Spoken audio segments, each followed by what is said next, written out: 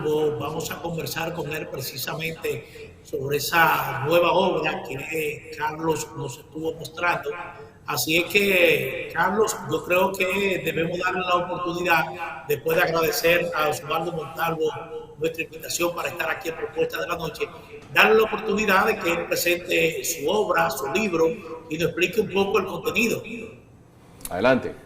Muy bien, miren, este libro lo puse en circulación la semana pasada en el Instituto Duartiano, un acto muy bonito.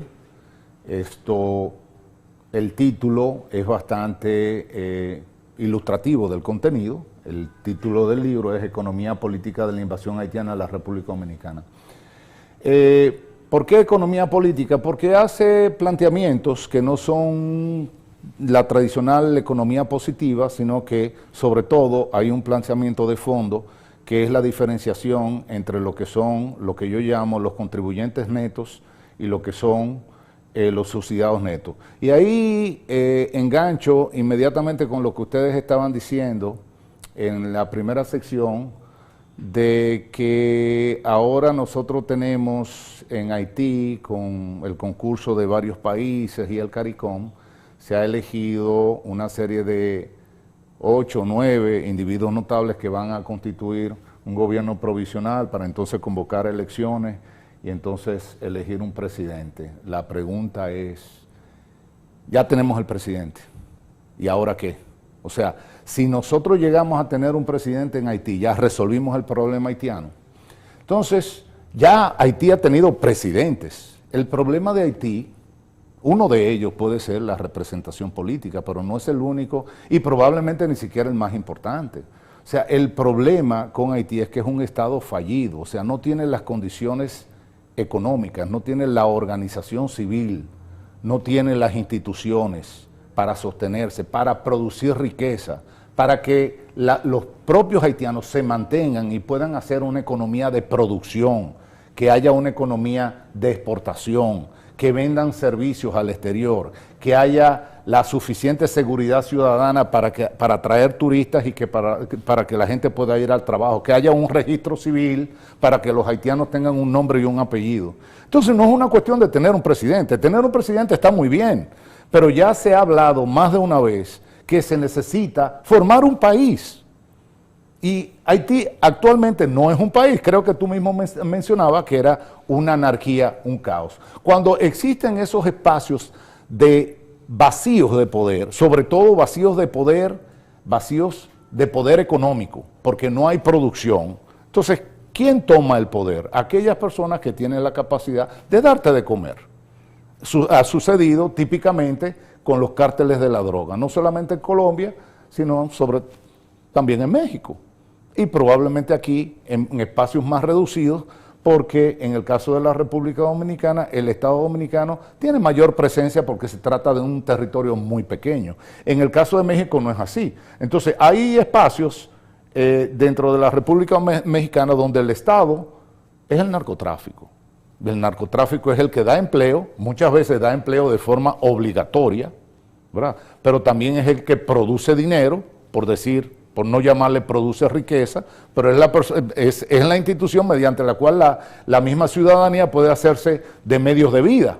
Además de eso, ejerce el monopolio de la represión, de la fuerza, porque ni siquiera el mismo ejército es capaz de confrontarlo. Entonces, ¿quién es que domina? Domina el cartel, y eso hay que entenderlo. Bien, nosotros estamos hablando con el economista Osvaldo R. Montalvo Cosío, y su nuevo libro es Economía Política de la Invasión Haitiana a la República Dominicana. En ese sentido, ¿cuál pudiéramos decir que es el argumento principal del libro? Quien lee el libro y lo recuerda en los próximos 10 o 15 años, esa lectura, ¿qué usted quiere que recuerde?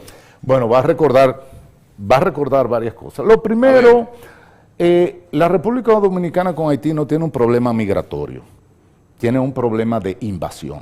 Cuando estamos hablando de un problema migratorio, es una cuestión de quantum, de cantidades. Si nosotros tenemos una población de 10 millones de habitantes, pues nosotros tuviéramos un problema migratorio si tuviéramos quizás 150, 250 mil migrantes que tuviéramos que lidiar con ellos. ¿Qué vamos a hacer con ellos? No, nosotros no estamos hablando de 250.000 haitianos. ¿Y de cuántos? Nosotros estamos hablando... ¿Tiene un número?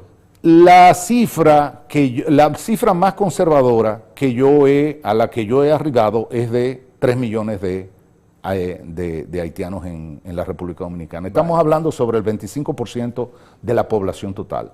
Entonces, ¿qué pasa? Porque, Carlos, hay que tener en cuenta lo siguiente. Los organismos internacionales, sobre todo la ONU, que son parte de este problema, no de la solución, sino parte del problema, porque de lo que se trata, a final de cuentas, es de trasvasar a la República Dominicana el problema haitiano. Porque, entre otras cosas, así esa migración no le llega a los Estados Unidos, no le llega a Canadá y no le llega a Francia, sino que simplemente es drenada hacia el vecino insular. Y con eso se quitan de encima esa papa caliente que se llama Haití. Entonces, esos organismos siempre han querido convencer a los dominicanos de que no, o sea, no es cierto, no son tantos. Y sobre todo con el argumento de que muchos de esos que en la República Dominicana consideran haitianos no son haitianos porque tienen cédula. Entonces ahí viene un tema de la formalidad de la vida civil de los migrantes en la República Dominicana.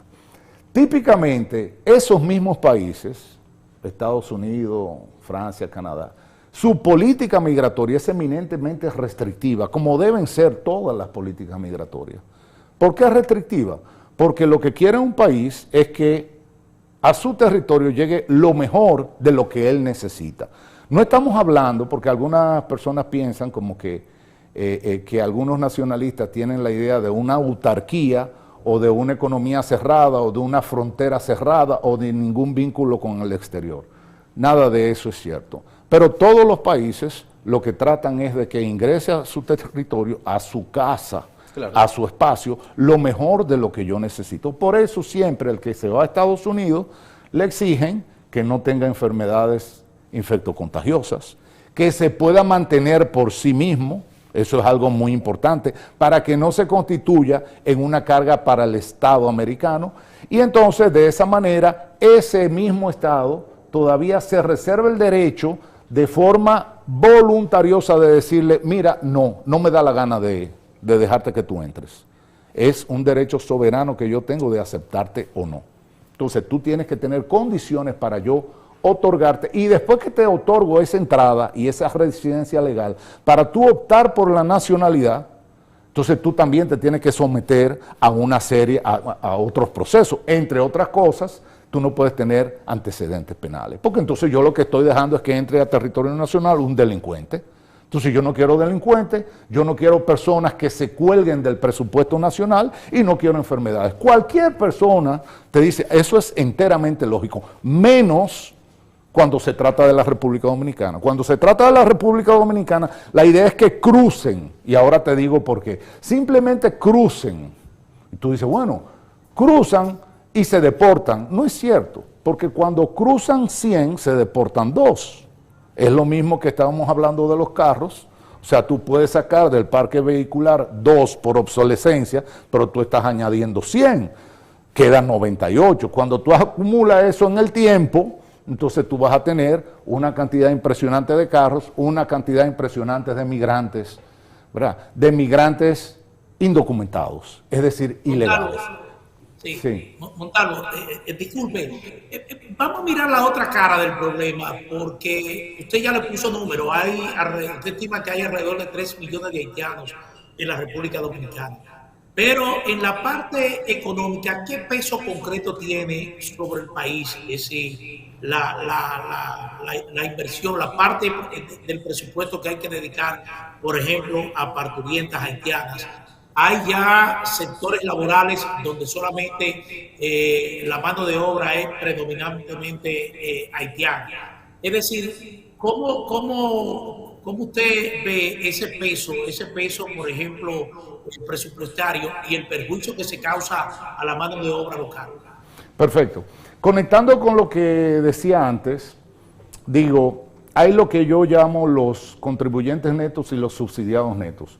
Cuando nosotros promediamos el ingreso nacional, nosotros llegamos a la figura de un individuo que en términos impositivos no es ni contribuyente ni subsidiado neto. Esa persona recibe bienes y servicios públicos exactamente por el monto de los impuestos que paga. Y a veces uso la imagen de muchas personas en un restaurante, en una mesa, donde todos hemos tenido la experiencia de que hay algunas personas que consumen más de lo que ponen o de lo que pagan, pero eso solamente es posible porque otros pagan más de lo que consumen, porque al final de cuentas la cuenta hay que pagarla completa. Claro. ¿Verdad? Entonces hay un subsidio cruzado, se llama, pero es un subsidio forzado. Es decir, y de hecho, siempre hemos visto esos pleitos donde la gente dice, no, mejor cuentas individuales. Claro. Precisamente porque yo no quiero darle un subsidio cruzado obligatorio a Carlos. Lo mismo sucede a nivel social. ¿Qué pasa? Hay personas que pagan más impuestos de los bienes y servicios públicos que reciben. No estamos hablando de la economía privada. En la economía privada todo el mundo se resuelve con lo que consigue dentro de sus ventas privadas y dentro de su consumo privado. Pero necesariamente tenemos que entrar en lo que es la economía de los bienes y de los servicios públicos, porque todos sin excepción hacemos consumo de ambas cosas, de bienes y de servicios públicos. Yo decía, digo en el libro, que el que vaya a París, aunque no lo sabe, está usufructuando lo que es el pago de impuestos de los franceses de hace 200, 300 años, porque 200, 300 años tienen las calles de París. Entonces resulta que las calles que las construye el gobierno para el uso de todos los ciudadanos, porque es un bien público, y un bien público se define como aquel bien cuyo consumo no puede ser restringido.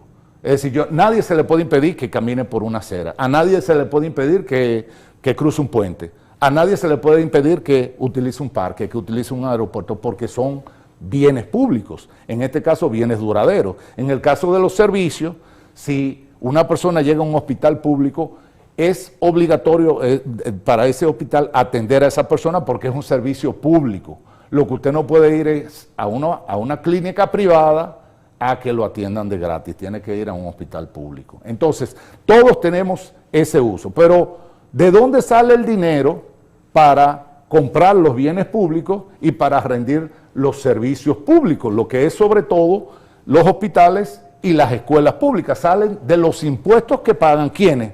Que pagan los dominicanos. Entonces, ¿qué pasa? Los dominicanos, la clase media dominicana, está pagando subsidios que ahora se reparten entre los dominicanos más humildes y los migrantes haitianos. Perfecto, entonces, una de las grandes defensas que hacen personas que están de acuerdo con la entrada de migrantes haitianos y con una inmigración laxa es que, con una política migratoria laxa, ¿verdad?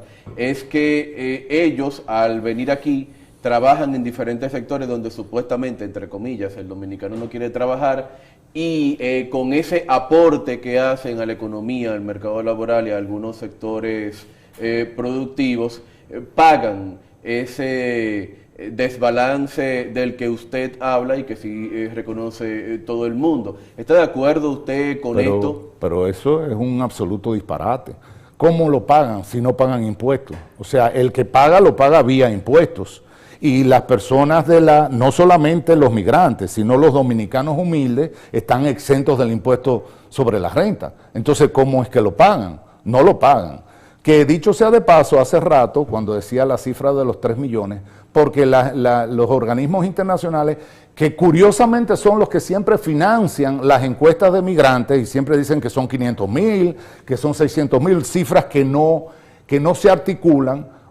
La cifra tiene que articularla con varias cosas, entre ellas, por ejemplo, la ocupación en los servicios públicos, sobre todo lo que se trata de salud y educación. Y la otra es con las remesas, o sea, no es simplemente tirar un número, hay que tirar un número que haga sentido con las remesas que se van hacia Haití, y hay que tirar un número que haga sentido con la presencia que uno ve, por ejemplo, en la ocupación, en la agricultura, en las escuelas, en los hospitales y en la ocupación, en la agricultura, porque no podemos decir, o sea, yo me encuentro un migrante cada 15 minutos en todas las principales ciudades, pero resulta que nada más hay 50,000 en el país. ¿Cómo así? Porque la cifra lo que recogen es lo que un encuestador va a una realidad y apunta. O sea, si no, usted lo que está es armando un expediente. No sé si me explico. O sea, yo tengo que salir a la calle y contar 1, 2, 3, 4.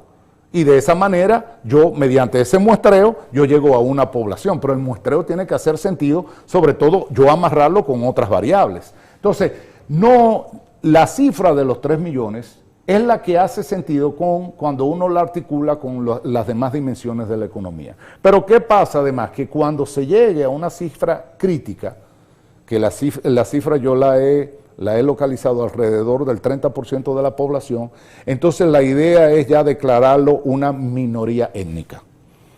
Como una minoría étnica ya tiene una forma de personalidad dentro del Estado dominicano. Entonces, por eso es tan importante, y este truco hay que entenderlo. O sea, de lo que, si ustedes recuerdan, creo que tenemos ese minuto, desde la sentencia 168.13, ¿sí?, de lo que se trataba era de determinar cuál era la nacionalidad de los hijos de los migrantes ilegales. Y la sentencia lo que dijo es que los hijos de los migrantes ilegales no eran dominicanos y que ese dispositivo tenía prácticamente 100 años instalado en la República Dominicana. ¿Por qué era tan importante esa sentencia?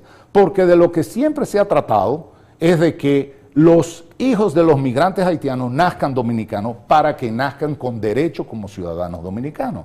Al final de cuentas no se ha podido por una serie de situaciones. El Plan Nacional de Regularización fue un fracaso, pero además eso, el plan de fusión lo tiene previsto, porque al final de cuentas, ¿cómo vamos a deportar, que creo que ustedes lo mencionaron rápidamente hace un minuto, a un niño que nació en la República Dominicana de padres ilegales, pero el niño no habla creol, nunca ha ido a Haití, no tiene relación con Haití? Entonces te van a decir, pero es que tú estás violando los derechos humanos si tú deportas a ese muchacho. Entonces los derechos humanos se constituyen en una instancia superior y contraria a la Constitución de la República y a la ley migratoria. Es decir, nosotros estamos tumbando el ordenamiento, la ONU está tumbando el ordenamiento jurídico de los países, y en el caso de Haití, específicamente de la República Dominicana, la ONU que fue creada para organizar el contexto internacional y para que hubiera paz en el mundo, lo que está haciendo es que está provocando la guerra en la República Dominicana. Qué lástima que no hay tiempo para más, Manuel. Qué lástima, bueno, ¿verdad? Así es, interesante entrevista, pero vamos a tratar de ya en una fecha próxima a ver cómo podemos abordar nuevamente al economista Osvaldo Montalvo, disculpe. Bueno, pues muchísimas gracias a ustedes, amigos televidentes, por su sintonía con esta propuesta de la noche, y tanto Carlos Arturo Guizarre como un servidor, Manuel Jiménez, agradecemos su sintonía y le deseamos muy buenas noches. buenas noches.